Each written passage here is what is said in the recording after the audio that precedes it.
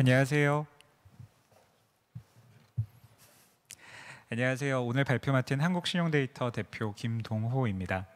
오늘 제가 사실 어떤 이야기를 할까 되게 고민을 많이 하다가 아무래도 투자 업계에 계신 분들이 많이 참석하는 행사라고 들어서요. 저희가 어떤 관점으로 사업을 진행해 왔었고 현황은 어떻고 또 어떤 쪽으로 어떤 규모로 어떤 속도로 확장하려고 하는지에 대한 회사에 대한 소개 내용들을 좀 모아봤습니다. 저희가 이제 캐시노트라는 서비스를 제공을 하고 있는데 제가 발표 자료는 영문으로 준비를 했고요. 발표 자체는 이제 한국어로 진행을 할 예정인데 참고해서 들어주시면 좋겠습니다. 아마 저희 한국신용데이터라는 회사 자체를 대부분 처음 들어보셨을 것 같아요. 왜냐하면 저희가 컨슈머 서비스를 규모 있게 제공하는 건 아니고 오프라인에서 가게를 운영하고 계신 소상공인들, 개인 사업자들 그리고 소기업들을 대상으로 서비스를 제공하는 게 주된 비즈니스 영역이다 보니까 아무래도 직접 들어보시는 계기들은 없었을 것 같은데요. 현재 저희는 전국에 한 75만 개 정도 되는 사업장에 경영관리 소프트웨어를 제공을 하고 있습니다. 그렇게 이런 경영관리 소프트웨어를 토대로 연간 240조 원 정도 되는 규모의 거래 정보들을 수집하고 분석하고 있는데요. 구체적인 사업 영역과 그리고 사업하는 방식에 대해서는 이후에 설명해 드릴 텐데 간단하게 한 가지만 더 추가로 말씀드리면 이제 연초에 금융당국에서 처음으로 선정했던 마이데이터 사업자에도 포함이 되어 있습니다. 데이터 비즈니스를 전개하고 있다고 이해해 주시면 될 것 같고요. 사실 캐시노트는 전국에 가동 가맹점, 즉 카드 결제가 발생하는 가맹점을 주된 타겟으로 출시된 서비스입니다. 현재 한 달에 한 번 이상 카드 결제가 발생하는 가맹점이 전기말 기준으로 178만 개 정도 되는데요. 그중에 현재 75만 개 정도가 서비스를 쓰고 있으니까 가동 가맹점 전체 시장의 40%, 42% 정도가 이미 저희 서비스를 쓰고 있고 경쟁 관계에 대해서는 이따 간단하게 말씀드리겠습니다만 후발주자와 최소 10배 이상의 격차를 유지하고 있습니다. 그렇기 때문에 저희가 이러한 영역에 있어서는 사실 압도적인 시장 점유율을 가져가고 있고요. 저희 서비스의 특징들이 몇 가지 있는데요. 그 중에 가장 먼저 손꼽을 수 있는 거는 굉장히 높은 접근성입니다. 제가 왼쪽에 자료 준비한 화면 보시면 아시겠지만 저희는 현재는 카카오톡뿐만이 아니라 모바일 앱과 심지어 이제 오프라인 가게 포스에서도 저희 서비스를 이용할 수가 있는데 시작 자체를 카카오톡의 애드온 서비스로 시작을 했습니다. 다시 말해서 이 영역의 사장님들이 통상적으로 나이가 젊은 분들만 있는 게 아니라 나이가 중장년층 분들도 많으신데 이분들한테 아무리 좋은 서비스라고 해도 이 서비스를 쓰시기 위해 별도 앱을 앱스토어에서 검색하고 설치하고 실행하고 가입하고 인증하고 연동하는 과정들을 다 거치는 것들의 허들이 굉장히 높다고 저희는 바라봤고요. 그래서 실제로 2017년 1월에 이와 비슷한 시도가 중국에서 먼저 있었습니다. 위챗 위에 이제 위챗의 미니 프로그램이라는 API가 오픈이 됐고요. 위챗의 미니 프로그램 같은 경우는 2017년 1월에 출시가 돼서 1년 만에 100만 개 이상의 서드 파티가 만들어진 굉장히 성공적인 에코시스템인데요. 그 미니 프로그램의 방식도 이것과 굉장히 유사했습니다. 별도의 앱을 설치하지 않고 이미 중국인들이 대부분 쓰고 있는 위챗이라는 프로그램 위에서 간단하게 구동해서 새로운 프로그램을 쓸 수 있게끔 만들어낸 거죠. 비슷하게 저희가 이제 2017년 2월에 카카오가 지능형 API라는 걸 한국에서 오픈을 했고요. 그 API가 오픈된 지 2달 만에 저희가 그 API를 통한 상용 프로그램을 최초로 출시를 했습니다. 그게 이제 캐시노트라는 서비스였고 그러다 보니까 어차피 카카오톡이라는 메신저는 이미 한국 사람들은 대부분 깔아놓은 인프라다 보니까 저희는 그걸 활용한 거죠. 마치 카카오톡은 iOS와 안드로이드 즉 아이폰과 구글폰 스마트폰 인프라를 활용해서 그 위에 플랫폼을 만들었다고 하면 저희는 이미 그 위에 깔려있는 인프라가 사실상 되어버린 카카오톡이라는 소프트웨어 플랫폼 위에 또 다른 소프트웨어 플랫폼을 사업자 대상으로 깔았다라고 이해해 주시면 될 것 같아요.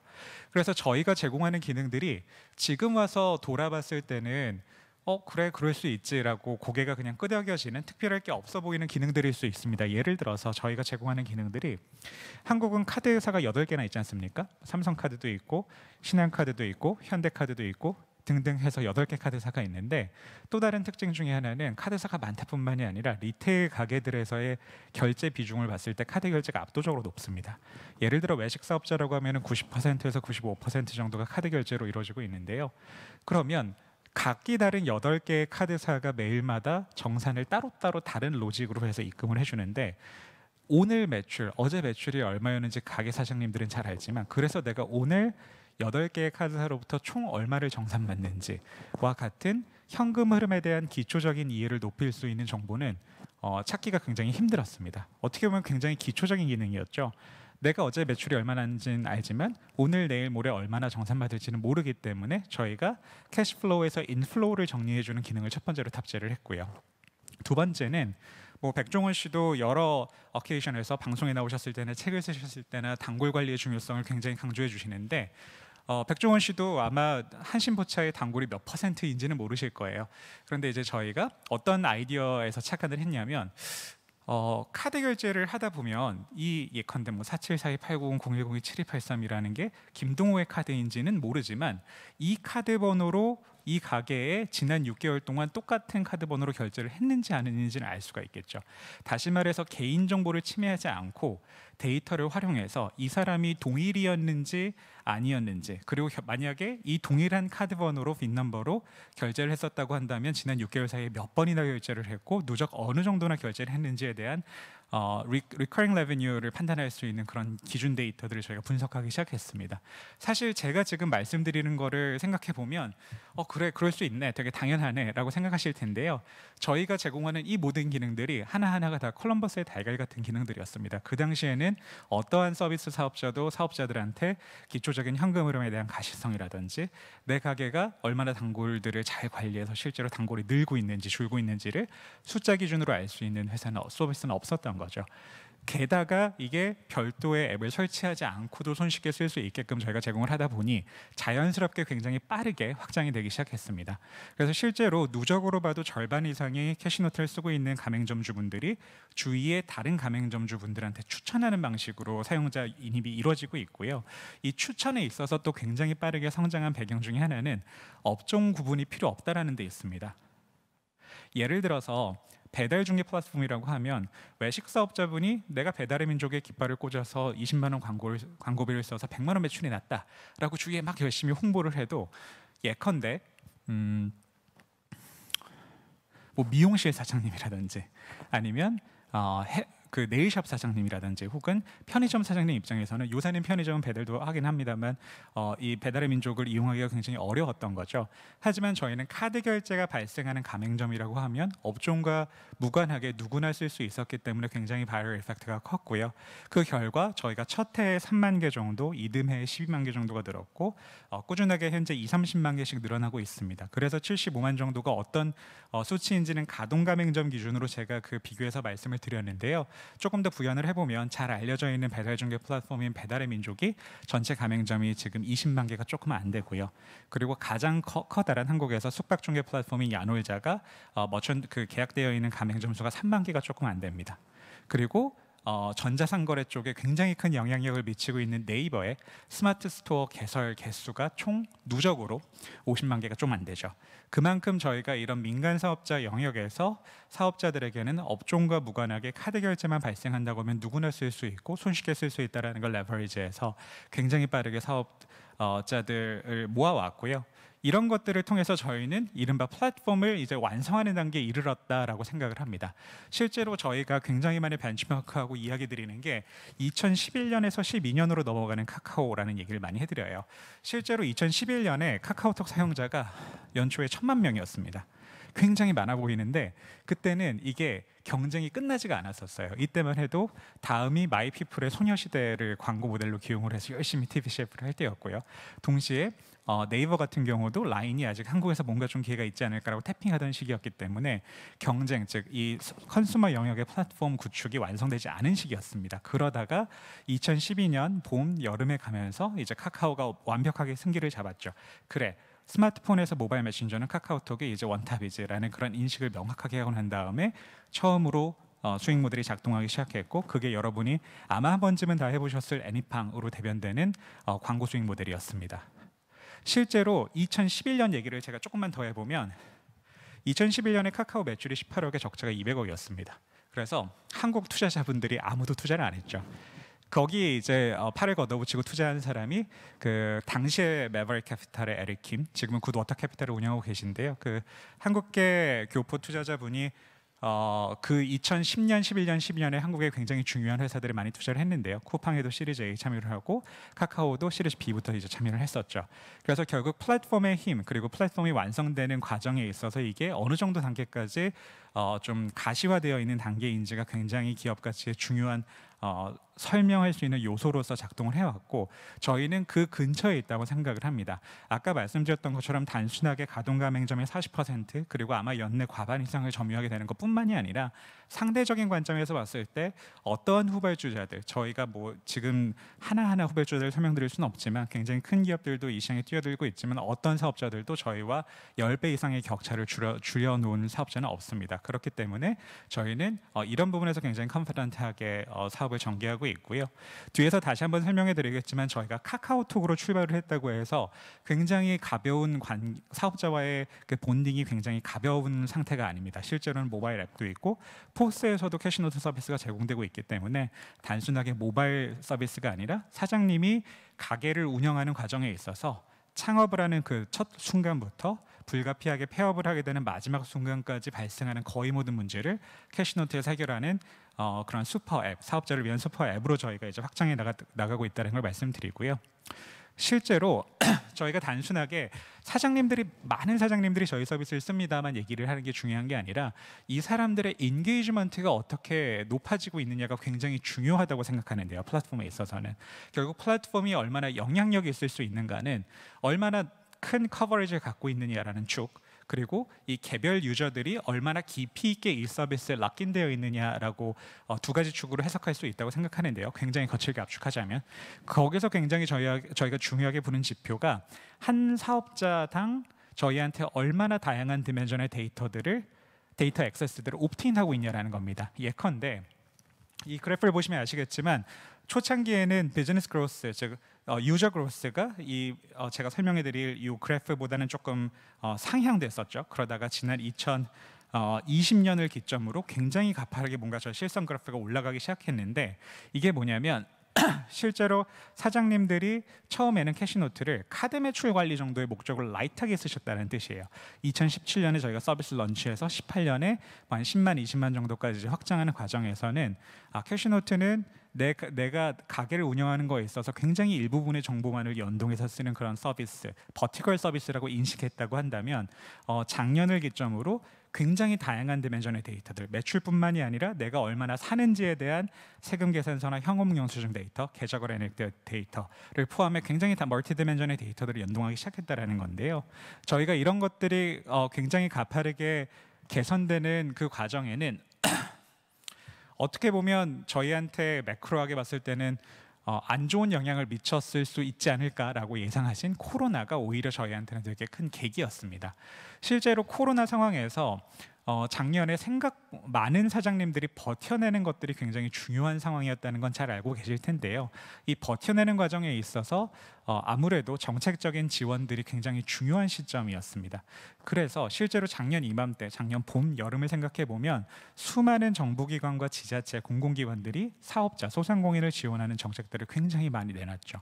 그런데 문제는 이거를 사장님들이 하나하나 다 찾아다니면서 내가 어떤 그 리워드, 어떤 그랜트 프로그램에 지원 가능하고 어떤 절차를 통해서 어떤 문서들을 내가 갖춰야 이게 어플라이 가능한지를 하나하나 손으로 확인하는 건 불가능한 일에 가까웠는데요. 실제로 피크 때 지원 정책이 480개나 있었습니다. 그런데 이제 저희가 데이터를 기반으로 이걸 어떻게 풀기 시작했냐면 우리는 이 가게가 어느 지역에서 어떤 업종을 운영하고 있는 사업장인지 알고 있고 대표자의 나이를 통해서 이게 뭐 39세 이하의 뭐 청년 사업자인지 아닌지도 알 수가 있으며 심지어 매출이 전년 대비 10% 하락한 건지 20% 하락한 건지와 같은 다양한 데이터들이 있었기 때문에 각종 정책 지원금들을 굉장히 간소화된 형태로 열람하고 개인화된 형태로 열람하고 클릭 몇 번으로 지원금을 받을 수 있는 것들을 저희가 굉장히 빠르게 추가해 나갔죠. 아마 조금 작아서 안 보이실 텐데요. 저기 왼쪽 위에 있는 스크린샷에 대해서 제가 설명을 몇 가지만 드리고 싶은데요. 가장 대표적으로 저희가 빠르게 붙여서 시장에 반향이 컸던 프로그램이 서비스가 부가세 납부 유예 신청이었습니다. 실제로 6개월에 한 번씩 부가세를 납부하는 건 잘 알고 계실 텐데요, 사업자마다. 국세청 입장에서는 이게 옵트 아웃이 아니라 옵트인 형태였어요. 즉 사장님들이 혹시 캐시플로우가 타이트해서 부가세를 지금 납부하시는 게 부담되신다고 하면 별도의 신청을 통해 6개월까지 납부 유예를 해드리겠습니다 라고 이제 선언을 했죠. 근데 이거가 이 별도의 신청이 굉장히 중요한데요. 그 별도의 신청 절차가 국세청 홈페이지에 들어가서 자료실에 들어가서 파일을 다운로드 받아서 열고 보니까 또 한글 파일이고, 그 한글 파일에 출력을 해서 자서를 해서 팩스로 넣어야 되는 이 절차, 별도의 절차를 통해서 부가세 납부율을 해주겠다라고 국세청이 선언을 했는데, 저희가 그 모든 절차를 이제 전자화시킨 거죠. 그래서 실제로 캐시노트를 쓰고 있는 사장님들은 클릭 2-3번만 하면 내가 아까 말씀드렸던 그 절차, 한글 파일을 다운로드 받고 국세청에 들어가서 프린트하고 자서하고 날인한 다음에 팩스하는 절차를 클릭 3번으로 저희가 끝냈습니다. 이런 형태로 사장님들 입장에서는 저희가 직접 돈을 들인 건 아니지만 사실상 무이자 대출에 가까운 이런 여러 가지 납부 유예 프로그램들이나 아니면 수많은 정책 자금들을 손쉽게 연결받을 수 있는 프로그램들을 저희가 속도감 있게 연결드리는 걸로 인해서 캐시노트가 단순하게 매출 관리 서비스를 제공해주는 서비스 브랜드구나라는 인식이 아니라 내가 정말 힘들 때 도움이 되는 많은 것들을 챙겨주는 정말 고마운 사람이네라는 인식으로 이제 전환된 계기가 됐던 거죠. 실제로 이런 것들은 어디까지 이어지게 됐냐면, 저희가 굉장히 다양한 사례들이 있지만 한 가지만 얘기 드리면, 중소벤처기업부가 사업자들을 대상으로 굉장히 저리 대출 프로그램, 직접 지원 프로그램이라고 이제 운영을 했는데요.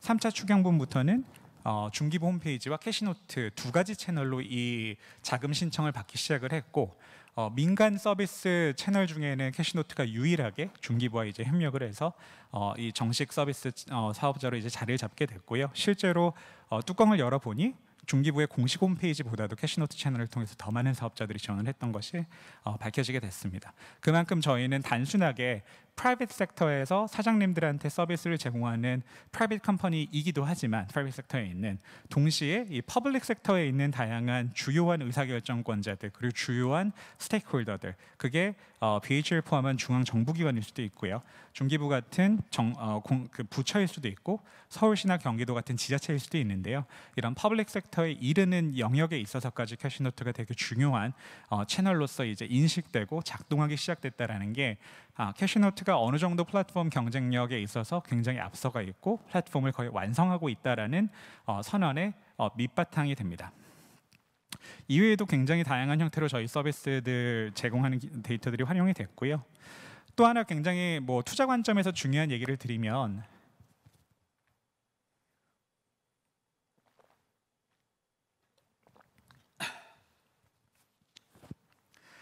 한국신용데이터 같은 경우는 재무적 출자자의 비중보다 현재까지 기준으로 봤을 때 전략적 출자자의 비중이 상당한 굉장히 특이한 포지션의 회사입니다.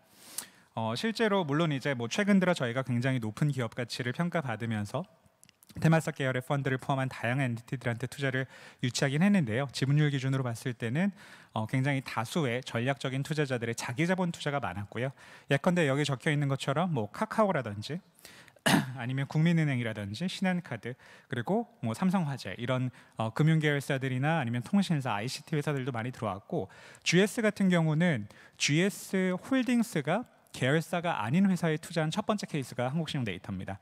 다시 말해서 통신, 금융, 그다음에 유통, 그다음에 IT 영역에 있어서까지 각 영역별로 여기 다 뜯어보시면 다 1위 회사입니다.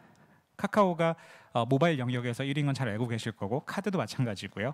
PG, 그러니까 온라인 지급 결제 영역에서 1위 사업자인 KG 이니시스, 그다음에 시중은행 중에 1위인 국민은행을 포함해서 각자의 영역에서 가장 잘하는 회사들이 한두 개 정도가 한국신용데이터에 출자를 한 게 아니라 7, 8개의 서로 다른 산업의 1위 사업자가 한국신용데이터에 투자를 했다는 거는 굉장히 좀 이례적이라고 저희는 생각하고 있거든요.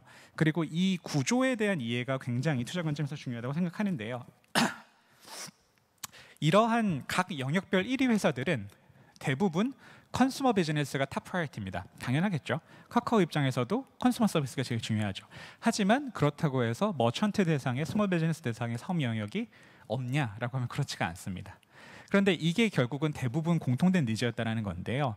이 모든 회사들은 컨슈머 영역에 있어서 경쟁이 굉장히 중요한 회사였는데 머천트 영역도 버릴 수는 없는 상황에서 우리가 어차피 탑 프라이어티로 이걸 핸들링할 수 없다고 하면 이거를 잘하는 한 회사를 정하고 얘네를 밀어주자.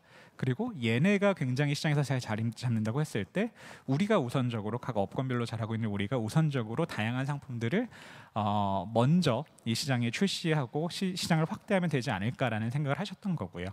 그래서 실제로 뭐 예컨대 뭐 오늘 또 호스트 중에 하나인 삼성증권이 계시니까 삼성화재와의 협업 케이스를 말씀드리면 저희가 아마 이번 달 말 혹은 다음 달 정도에 외부에는 공개가 될 겁니다만 삼성화재와도 국내에는 없었던 새로운 형태의 보험 상품, 사업자 대상의 보험 상품도 저희가 출시를 할 예정이고요.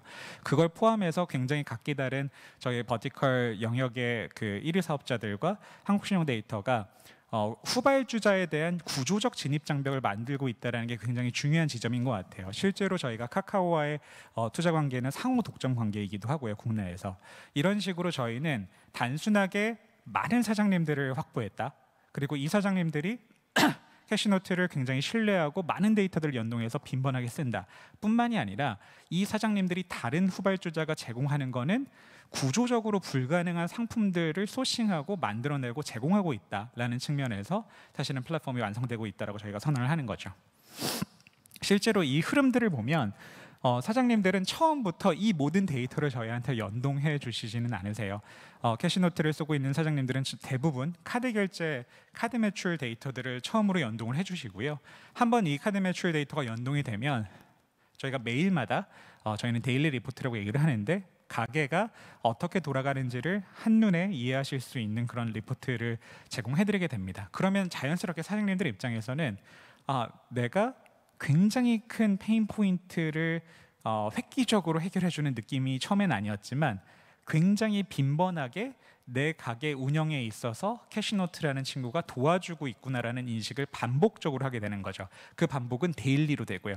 그러면 이 반복적으로 캐시노트에 대한 신뢰가 켜켜이 쌓이게 되면 자연스럽게 더 많은 데이터들을 캐시노트에 기꺼이 옵트인 해주는, 민감할 수 있는 데이터들을 옵트인 해주는 것들로 이어지게 됩니다. 예를 들어 이런 식인 거죠. 카드 매출 데이터를 분석해서 매일마다 받아보다가 저희가 이제 슬쩍 여쭤봐요. 사장님, 세금 계산서를 매번 국세청 들어가서 확인하는 것도 굉장히 번거로운 일인데 저희가 이거 한번 연동해 놓으시면 저희가 카카오톡으로 정리해서 앱으로 정리해가지고 보내드릴 텐데 편하지 않을까요? 라고 하면 가입하자마자 사장님들한테 국세청 세금 계산서를 저희한테 연동하라고 하면 안 하십니다.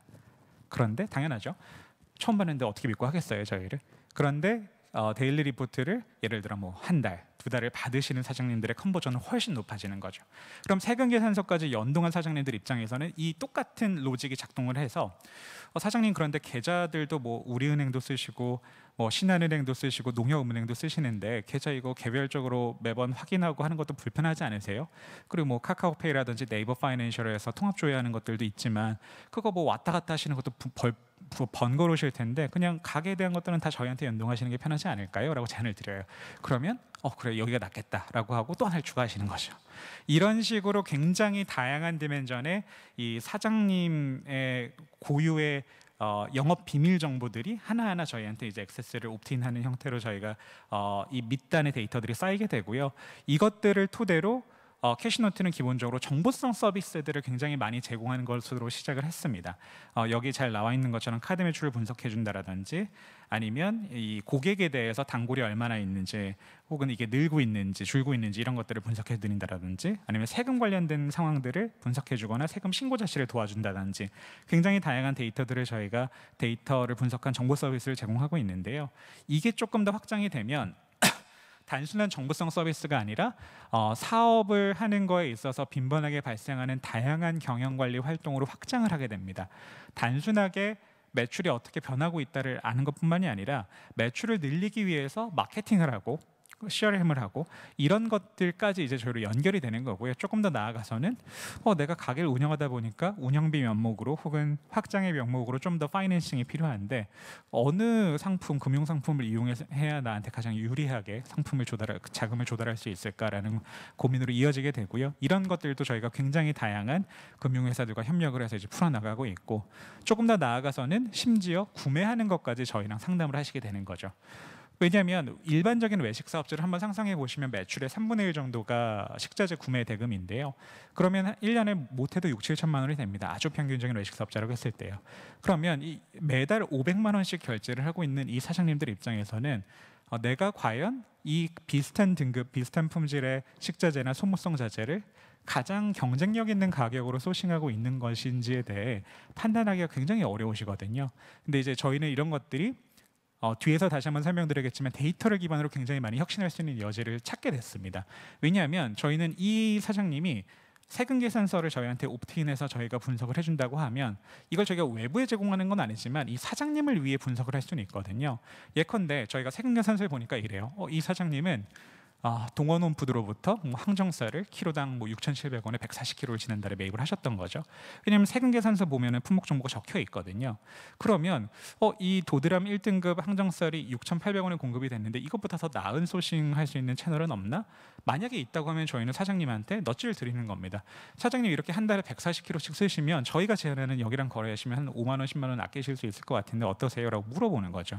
결국 이런 것들이 데이터를 기반으로 이 가게가 어떻게 돌아가는지를 포괄적으로 이해하고 그 포괄적인 이해를 토대로 저희가 더 나은 제안을, 유효한 제안을 하게 되는 겁니다. 즉 랜덤하게 사장님 혹시 모르는데 이게 더 나을 수도 있으니 한번 검토해 보시겠어요가 아니라 이미 이 사장님이 어떠한 거래 관계를 누구와 체결하고 있는지에 대한 이해를 토대로 더 나은 제안을 하게 되는 거죠. 이런 것들이 순차적으로 저희가 사장님들의 단순한 경영 관리 정보 서비스뿐만이 아니라 구매하는 영역, 세금을 신고하는 영역, 파이낸싱을 하는 영역, 그리고 마케팅하는 영역까지 굉장히 빠르게 확장할 수 있는 기반이 된다고 생각합니다. 실제로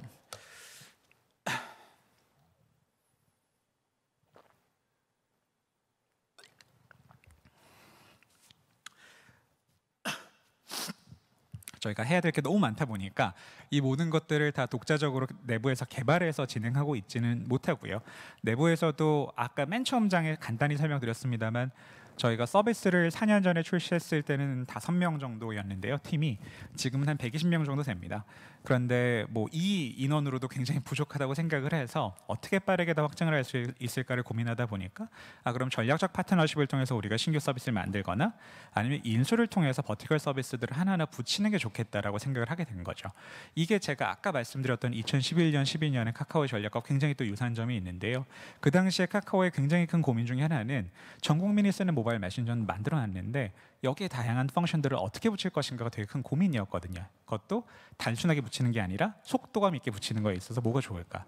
그냥 한 가지 사례를 얘기해 드리면 그 2011년부터 3년 사이에 카카오가 22개, 25개 정도 회사를 인수를 했는데 그 회사를 인수한 회사의 대표 혹은 핵심 팀원들이 굉장히 많은 서비스를 만들어냈습니다. 예컨대 가장 성공적인 케이스 중에 하나가 써니로프트 대표였던 정주환 씨가 카카오티 택시를 처음 만들게 됐고 카카오 택시의 개발 리더는 지금 당근마켓을 만든 김재현 씨였고 김재현 씨는 2012년 3월에 카카오의 회사를 ThinkReals라는 회사를 매각한 회사의 창업자였습니다. 그만큼 카카오도 컨슈머 영역에서 플랫폼을 만들고 버티컬 서비스를 붙여나가는 거에 있어서 엔터프리니어 스피릿이 굉장히 강한 훌륭한 프로덕트 가이드, 비즈니스 가이드를 많이 인수를 통해서 그 버티컬 도메인, 버티컬 너리지들을 확보해 나가면서 속도 있게 확장을 했는데요. 저희도 비슷하게 식자재 유통 쪽도 분명히 굉장히 거대한 시장이거든요. 실제로 소상공인을 대상으로 식자재 공급하는 유통 금액만 연간 30조 정도가 되는데 근데 이 밸류 체인이 굉장히 복잡해서 아무리 훌륭한 엔지니어와 훌륭한 프로덕트 매니저, 훌륭한 비즈니스맨을 갖다 놓는다고 해도 저희가 이걸 하나하나 다 손으로 만져가면서 부딪혀가면서 비즈니스를 셋업하는 것들은 최소 1, 2년이 걸리겠더라고요. 그래서 저희는 이제 위메프의 자회사였던 푸짐이라는 회사를 연초에 인수를 하기도 했고요. 저희가 공개하지 않고 있는 인수권도 여러 가지가 있는데요. 저희가 이걸 말씀드리는 이유는 향후 한국신용데이터가 캐시노트를 중심으로 사업을 확장하는 과정이 단순하게 지금까지 해왔던 것처럼 오거닉하게 저희가 서비스를 만들어내고 사업자를 확보하고 추가 기능들을 장인처럼 하나하나 추가하는 것뿐만이 아니라 저희가 인오거닉한 그로스를 위해서 전략적인 관점에서의 인수나 합병이나 그리고 협력관계 체결을 통해서 빠르게 확장하게 나가겠다는 뜻입니다. 실제로 저희가 이제 금융회사들을 위해서 사업자 신용평가 관련된 서비스들도 제공을 하고 있는데요. 이거는 저희가 현재 신용평가업 라이센스가 없기 때문에 이미 신용평가업 라이센스를 갖고 있는 나이스와 협력을 통해서 제공을 하고 있습니다. 나이스 평가정보와 저희가 같이 사업자들을 보다 정교하게 그 여신 리스크를 평가할 수 있는 그런 모델들을 개발을 해서 제공을 하고 있고, 이 모델에 대해서는 저희가 소유권에 있어서 메저리티를 갖고 있는 구조가 되고요. 나이스 평가 정보는 이제 채널로서 금융기관과의 영업과 운영 역할을 맡고 있는 형태로 저희가 이 사업자 영역에서 확보하고 있는 데이터들을 신용평가 모델로 고도화시켜서 수익화하는 것들도 추진을 이미 하고 있고요.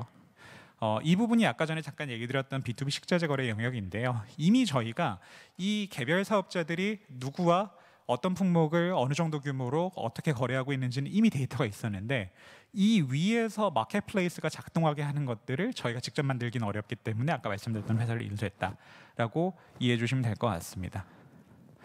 그래서 저희가 굉장히 전략적으로 이제 생각하는 부분들 몇 가지 말씀드리고 랩업 하면 될 것 같은데요.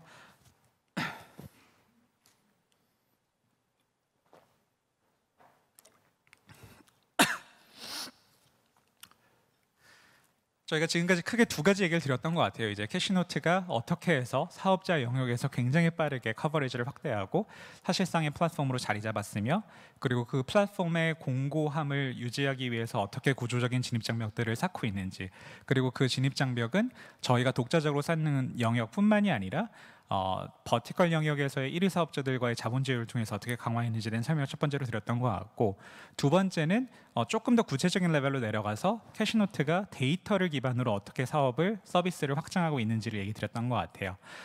이번에 말씀드릴 거는 캐시노트가 모바일이 아니라, 그리고 온라인이 아니라 실제로 오프라인 영역에서 어떻게 확장하고 있는지에 대한 설명을 드리려고 합니다. 실제로 저희가 작년 여름에 포스 솔루션을 개발하는 회사 하나 인수를 했습니다.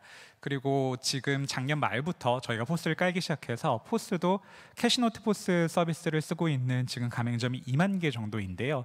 이게 또 어느 정도의 규모인지를 가늠하기 위해 말씀을 드리면, 현재 시장에서 포스 솔루션을 가장 많이 제공하고 있는 사업자는 OK포스입니다. 나이스 계열사죠.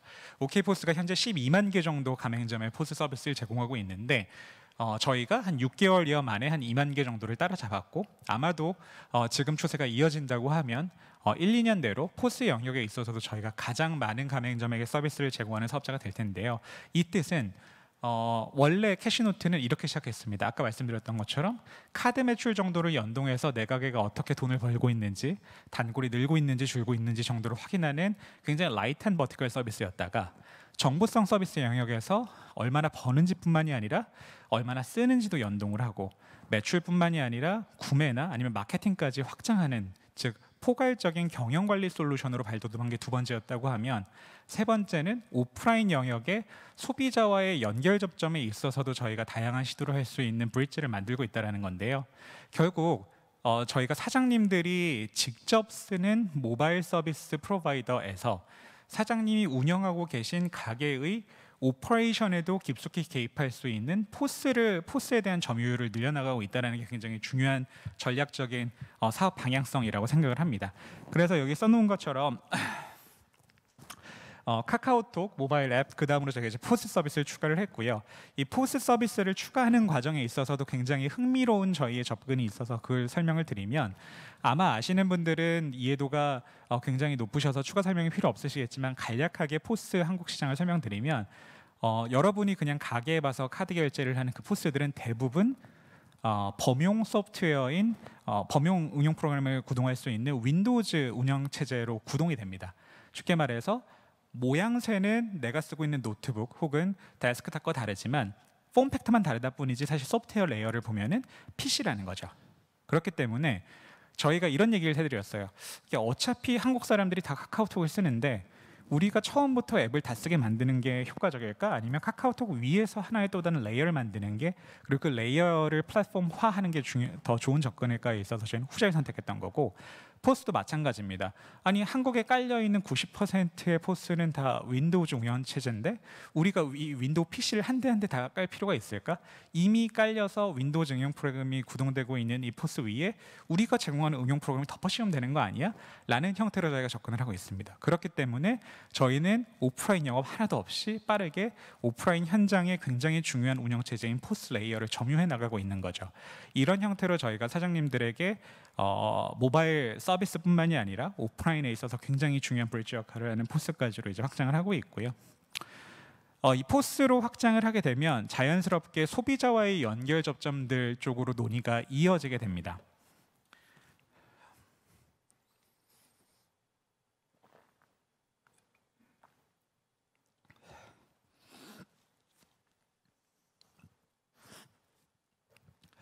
실제로 저희가 이제 포스 쪽과 그리고 소비자 쪽 관련해서는 캐시노트라는 브랜드뿐만이 아니라 페이노트라는 서비스 레이어를 추가로 갖고 있는데요. 아마 그런 것들 보셨을 거예요. 이렇게 가게들에 가서 결제를 하고 나서 타블렛 같은 데 전화번호를 입력하면 적립되는 서비스들을 여러 형태로 보셨을 텐데요. 접근점은 비슷합니다. 이제 저희가 이제 4월 달에 페이노트 체크인이라는 서비스를 타블렛 기반으로 출시를 해서 이제 포스에 연결하기 시작했는데 결국은 저희가 사장님들의 모바일 디바이스에서 오프라인 포스를 확장을 했고 그리고 오프라인 포스는 사실상 한 가게당 수백 명에서 수천 명의 소비자들이 오가는 액세스 포인트 역할을 하게 되거든요. 그래서 이 액세스 포인트로서의 오프라인 지점들을 레버리지해서 소비자 서비스를 확장을 하고 있는 거죠. 그래서 1차적으로는 저희가 이제 적립신을 통해서 소비자들의 연결을 확보하고 있는데 이 영역의 기존 시도들과 굉장히 다른 한 가지가 있습니다. 저희가 마이데이터 사업자라는 건데요. 원래대로라고 하면 내가 한번 결제를 하고 적립을 받으면 거기서 끝이었습니다. 그냥 뭐 알림 메시지 하나가 왔죠. 뭐 예를 들어 김밥전국 역삼역점에서 혹은 마키노차의 역삼역점에서 뭐 1170포인트가 적립됐습니다라는 메시지 하나 정도가 왔는데 저희는 한국에서 최초로 저희가 2019년도에 마이데이터 시범 사업자로 선정이 돼서 신한카드나 BC카드 그리고 우리 BC카드 현대카드랑은 이미 프라이빗 API가 이미 작동이 되고 있기 때문에 페이노트 체크인을 통해서 적립을 받고 클릭을 2번만 하면 내가 방금 적립한 그 결제 건에 국한되지 않고 예를 들어 내가 김동호라고 하면 김동호가 현대카드에 발급한 카드, 김동호가 신한카드에 발급한 카드의 결제 내역들을 포괄적으로 다 긁어와서 통합 관리가 시작이 됩니다. 그렇게 되면 단순하게 한 가맹점에서의 결제 내역으로 이 데이터가 끝나는 게 아니라 이 한 번의 적립 행위와 추가적인 동의 한 번을 거치면 이 개별 소비자가 어떤 곳에서 얼마나 소비하고 다니는지를 포괄적인 데이터로 이해할 수 있게 되는 거죠. 이런 형태로 저희가 사장님들에게 가장 중요한 건 이 우리 가게에 자주 오는 그리고 우리 가게에 왔던 소비자들에 대한 고객 DB를 직접 소유하게끔 도와드리는 게 저희의 굉장히 중요한 타겟입니다.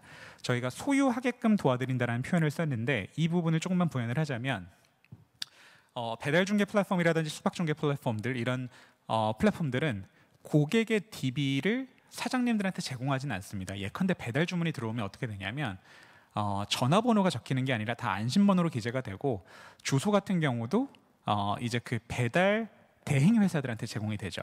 다시 말해서 개별적인 그 배달 주문을 처리하는 외식 사업자라든지 편의점 소매 사업자들 같은 경우는 고객 DB를 영구적으로 점유할 수 있는 방법이 없고 늘 그런 중개 플랫폼한테 마크업을 주고 이걸 활용하는 것밖에 방법이 없거든요.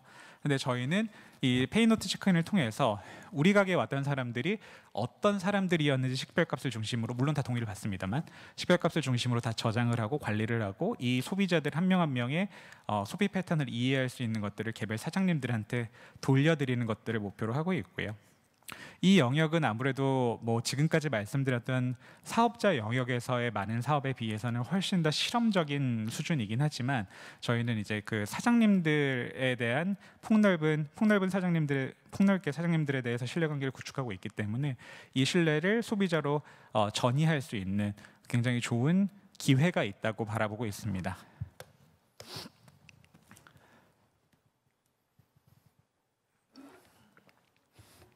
이제 마지막 장면인데요. 저희가 이제 사업자들을 위한 가벼운 매출 관리 서비스에서 시작을 해서 어떻게 포괄적인 경영 관리 서비스로 확장이 됐고 그리고 경영 관리 서비스, 모바일 서비스를 넘어서 오프라인으로 확장하고 있으며 그리고 그 확장하는 과정에서는 저희가 직접적으로 서비스를 열심히 개발해서 오거닉하게 제공하는 것뿐만이 아니라 전략적인 주요한 사업자들과의 전략적인 자본 제휴와 그다음에 추가적인 인수합병을 통해서 확장 속도를 가속화하고 있다는 걸 말씀을 드렸는데요. 결국 저희가 하려고 하는 것들은 오늘 발표의 타이틀이기도 했습니다만 사업의 모든 순간을 저희가 책임지겠다라는 겁니다. 즉 가게를 시작하게 되는 그 처음부터 불가피하게 폐업을 결정하고 정리를 해야 되는 그 순간까지 수많은 비즈니스 문제들이 발생하게 되는데요. 굉장히 중요한 지점이 아마도 이런 사업자들을 대상으로 하는 서비스들, 퍼블릭 마켓에 있는 회사들 아마 뭐 웹캐시라든지 더존이라든지 이런 것들을 아마 알고 계실 텐데 그 회사와 저희 회사의 굉장히 중요한 차이점이 엔드 유저가 실제 사장님이냐라는 지점입니다. 예를 들어서 저희도 더존을 씁니다만 전 더존 아이디 비밀번호도 모르고 더존 프로그램을 깔지도 않았습니다. 더존은 그리고 회계 격리 프로그램들은 그 회계 담당 부서의 담당자가 쓰는 프로그램이거든요. 다시 말해서 비즈니스 영역에 있어서 파이널 콜을 내리는 디시전 메이커가 사용자가 아닙니다. 그런데 캐시노트는 아무리 작은 가게라고 해도 파이널 콜을 내릴 수 있는 비즈니스 디시전 메이커가 엔드 유저인 거죠. 그렇기 때문에 저희가 지급 결제 영역에 있어서는 마치 스퀘어처럼 저희가 포스를 토대로 단순하게 소비자와의 거래 관계를 축적하는 것뿐만이 아니라 벤망과 피지망을 결합해서 지급 결제를 확장하는 것까지 저희가 이제 준비를 하고 있는 거고요. 반대로 사장님들을 직접 저희가 서비스하기 때문에 구매 부서로 토스되는 게 아니라 검토가 저희가 이런 것들을 한번 사보시겠어라고 했을 때 저희 엔드 유저인 사장님이 직접 결정을 내리는 겁니다. 아 그래 그렇다고 하면 내가 한번 이걸 사보고 테스트로 사보고 한 1, 2주 정도 이 품목으로 한번 돌려보고 다시 한번 판단을 해봐야겠네라는 결정을 저희의 유저가 바로 그 자리에서 내릴 수 있다는 거죠. 그렇기 때문에 저희가 갖고 있는 굉장히 희소한 자원 그리고 굉장히 중요한 구조적 경쟁 우위의 출발점은 비즈니스 오너와의 직접적인 연결관계가 있다는 점이고요. 그 영역에 있어서 가장 규모 있는 연결들을 저희가 확보하고 있고 굉장히 공고하게 신뢰관계를 축적하고 있기 때문에 이걸 토대로 사업의 시작부터 끝까지 발생하는 모든 문제들을 해결해 나가려는 게 한국신용데이터의 중장기적인 비전이라고 봐주시면 될 것 같습니다. 이상입니다. 네, 고맙습니다. 자, 여전히 저희는 질문이 몇 가지 남아 있습니다. 그래서 같이 또 질의응답 진행하면서 이번 발표 정리해 보도록 하겠습니다. 자, 혹시 질문이 있으시면 손을 들어주시고요. 네, 앞쪽에 계십니다. 발표를 위해서 마이크를 좀 전달해 드릴게요. 예, 좋은 강연 잘 들었습니다. 저희 질문 한 가지 있는데요. 뭐냐면 이제 최근에 이제 금융위 보시면 중저신용 차주 대상으로 이제 대출을 얘기를 하는 것 같습니다. 근데 당연히 이제 이러다 보니까 필요한 거는 이제 대안정보, 대안신용정보가 이제 얘기가 나오는데요.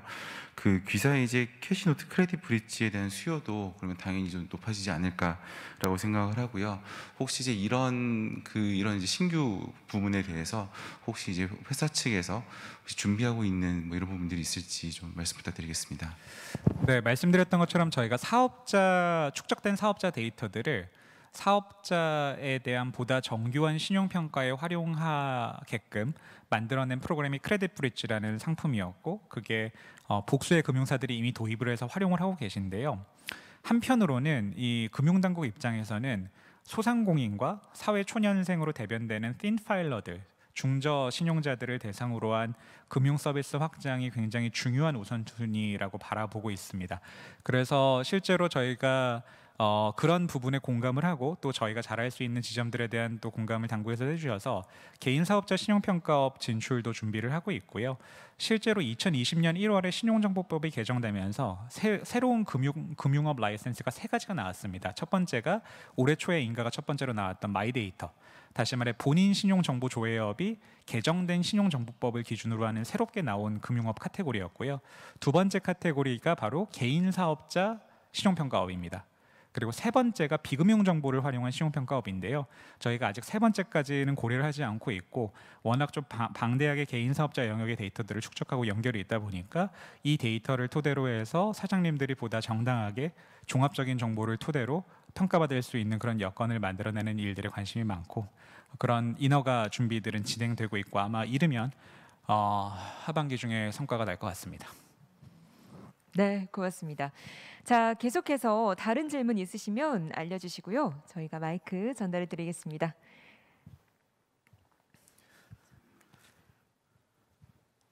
네, 좋은 강연 감사합니다. 저는 이제 페이노트 체크인 서비스에 대해 여쭤보고 싶은데요. 현재 세 개의 카드사와 제휴를 맺고 있는 페이노트 체크인 서비스와 관련하여 향후 제휴사를 확대할 계약과 더불어 페이노트 체크인을 통해 궁극적으로 지향하고자 하는 목적이 궁금합니다. 현재 이 서비스는 이제 해외 결제사 스퀘어의 부스트 기능과 유사한 것으로 이제 판단되는데, 이를 통해 뱅크샐러드와 같은 B2C 자산관리 서비스 시스템을 지향한 것인지, 혹은 소비자와 가맹점 간의 소비 선순환 구축을 지향하는 것인지에 대해 궁금합니다. 네, 일단 저희가 자산관리 서비스가 중요한 영역이라고 생각하지만 가장 중요하다고 생각하진 않는 이유가 몇 가지 있는데요. 여기 계신 분들이 대부분 공감하시겠지만 이른바 핀테크 영역의 많은 자산관리 서비스들이 하는 것들이 주된 수익 모델을 생각해 보면 뭐 카드 발급을 시킨다거나 아니면 내가 대출을 받게끔 한다거나 아니면 대환을 한다거나 이런 영역들이죠. 투자를 하게 만든다거나. 그런데 이게 이 개인 단위로 전체 소비 그리고 전체 의사결정으로 봤을 땐 금융 영역의 의사결정은 굉장히 그 빈도도 낮은 편입니다. 제가 매달 신용카드를 발급받지는 않거든요. 그리고 매달 대출을 받지도 않죠. 대환을 한다고 해도 1, 2년에 한 번 정도고요. 그렇기 때문에 저희는 조금 더 일상적인 소비 영역에서 소비자들이 더 즐길 수 있는 마이데이터 서비스들에 대한 우선순위가 굉장히 높고요. 그런 영역에 있어서는 결국 두 가지가 맞아떨어진다고 생각하는데, 저희는 사장님들이 다양한 중개 플랫폼 사업자들이 지금까지 안 해줬던 영역, 즉 우리 가게의 고객들에 대한 실제 DB와 연결을 가게별로 사장님들이 직접 소유하게끔 하는 일을 돕고 싶은 게 하나가 있고, 동시에 이 서비스를 통해서 개별 소비자들이 내 포괄적인 결제 데이터를 토대로 단순하게 금융 영역이 아니라 일상적인 소비 전반에 있어서 의사결정들을 데이터 기반으로 더 잘 내리는 것들을 도와드리고 싶은 마음이 큽니다. 그렇기 때문에 질문해 주신 게 결국은 자산관리 서비스 영역이 핵심일 거냐 아니면 그런 사업자와 소비자의 연결, 그 선순환이 핵심일 거냐에 있어서는 후자라고 답변드릴 수 있을 것 같습니다. 네, 고맙습니다. 자, 저희가 시간이 조금 남았지만 아쉬우니까 마지막 질문 하나 정도 더 받으면서 마무리하겠습니다. 손을 번쩍 들어주셨는데요. 마이크 전달해 좀 부탁을 드리고요. 말씀 잘 들었습니다. 올해 초 B2B 식자재 유통 서비스 업체 푸짐을 인수해서 창업 가맹점들에게 식자재 유통망을 연결해주면서 구매 비용 절감을 도모하고 있는 걸로 이해하고 있습니다.